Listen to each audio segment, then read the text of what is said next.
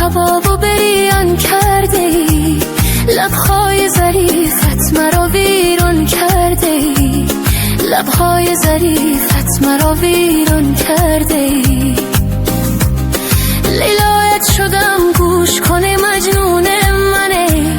این غمت مرا زار و پریشان کرده ای، این غمت مرا زار و پریشان کرده